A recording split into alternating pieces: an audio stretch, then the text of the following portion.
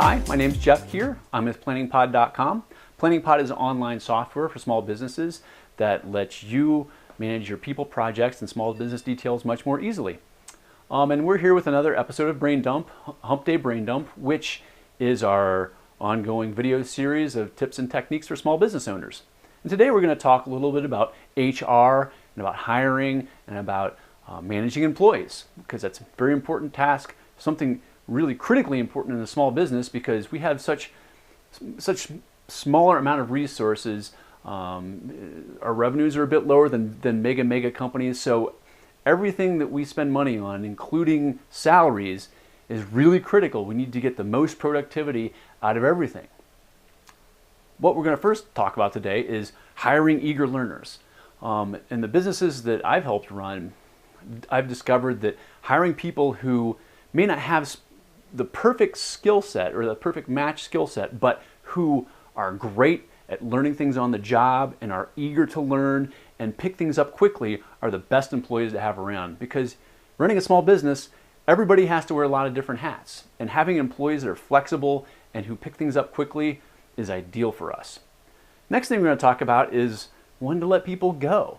And I call this sort of letting go of the non-Kool-Aid drinkers, people who just don't really quite fit into your culture or aren't just getting the job done. With a small business, we can't afford to keep people who aren't productive, who don't fit. We can't afford to keep giving them a paycheck because it's draining your resources and it could cause major financial damage to your company. So it's not easy to do, but sit down with those people and say, listen, this is just not working out. What we had talked about, the requirements of the job, you're just not meeting them and it's just not working, so I need to let you go. It's not an easy thing to do at all. It pains me to do it myself, but you always have to think about the business first.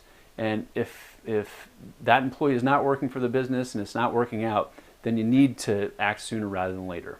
All right, let's talk about something a little bit more positive.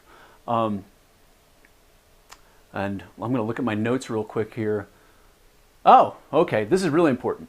When you first hire an employee, I've found that doing a temp to full-time arrangement is the best way to go about hiring somebody. And here's why. Many jobs where I was an employee, I came on either as a contractor or I had some sort of initial probationary period, which works out great for the employer, works out great for the business, because you sort of get 2 or 3 months, however long your probationary period is, and that's a pretty good length of time to really see how that person's going to work out. You can hire them on as a contractor, and then 3 months into the job, hey, you're working out great. This is fantastic. We're going to bring you on full time. Or it's not working out so great, and this is where we need to part ways. So that's a really good way to bring an employee into your business. Next thing is when you're first hiring an employee, you really need to set the expectations for the job up pretty clearly. And I would encourage you to do this in writing. So write out a full job description, and it doesn't have to be probably more than a couple pages, but write out a description of what their responsibility is going to be, what's expected of them.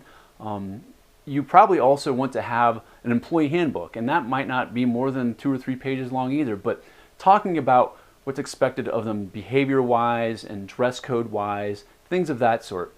Because if you're an employee coming in a new business and you're given very little guidance from the outset, then it's hard to know whether you're doing things right or wrong. So clearly delineating responsibilities and what they're supposed to do up front is a great way to go. One thing I've found when I'm talking and interacting with my employees, and even contractors for that matter, is I try not to talk too much at first. I'm a business owner. I've got a lot of ideas through my head, and a lot of times I think I'm right. But the reason you hire employees is so you don't have to do all the work.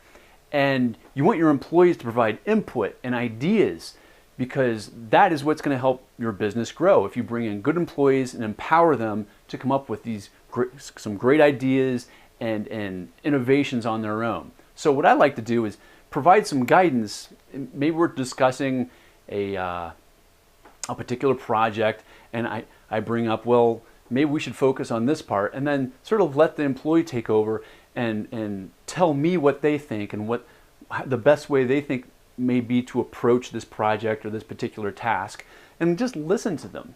Because allowing them to provide input and feedback not only empowers them, but it might give me some really good ideas that I had never thought of in the first place. And that's really one of the reasons you have employees. And finally,